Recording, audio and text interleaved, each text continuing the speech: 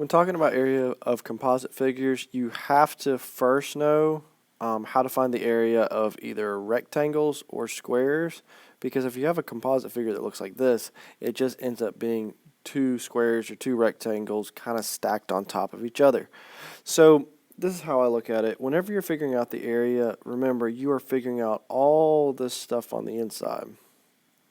All this stuff on the inside. And there's a handful of different ways to look at it. You could say, okay, I have 10 centimeter rows going this way. I'm not actually drawing 10.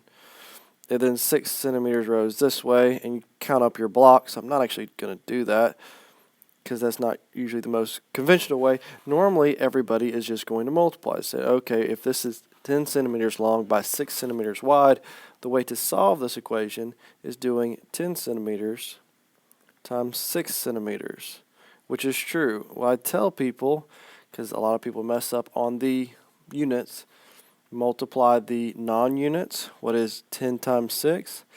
That means it is 60. The inside is 60.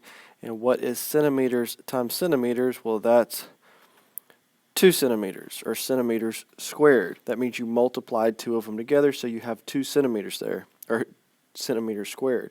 So what we did is we found the area of this box by doing 10 centimeters times 6 centimeters. That's how you find the area of a rectangle or a square. Multiply the length times the width. Now, if we look here, there is lots of units. We have 12 meters, 4 meters, 7 meters, 4 meters, 5 meters, 8 meters. What do we multiply? We're not going to multiply them all together. Well, what I tell students to do is to break apart the units, or break apart the figure into two separate rectangles or squares.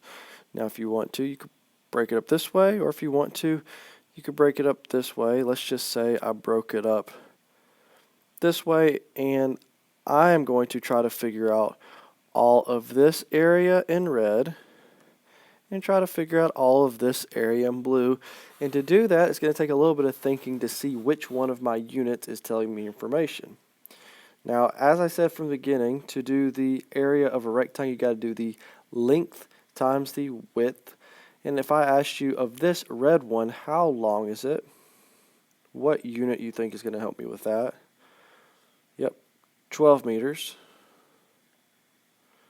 Okay, now how tall is it?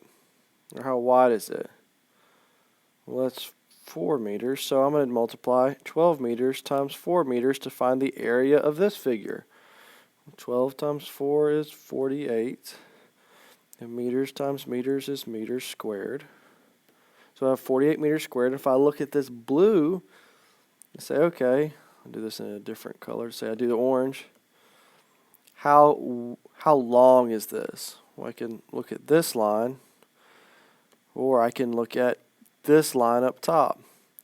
It is 5 meters long. And how wide is it? I could look at this line, or I could look at this line. That 8 meters isn't telling me anything because that's the length of this whole thing. I don't need the length of this whole thing. I need the length of this thing. And that 4 meters is telling me that. So what I'm really doing is 5 meters times 4 meters. 5 times 4 is 20. And meters times meters is meters squared. So what I have is the area of the red, and I have the area of the blue. So to figure out the area of everything, so imagine if I wanted to know the area of all of this, you can kind of lightly see that yellow. What I would have to do is I would have to add my blue, which is 20 meters, plus my red, which is 48 meters. Both of these are squared. And 20 meters squared plus 48 meters squared is 68 meters squared. So whenever you have a composite figure like this, break it apart into two separate rectangles or two separate squares, whatever it ends up being, and find the area of both. That's the easiest way I've found the area of composite figures. Don't forget to follow, like, share, and subscribe.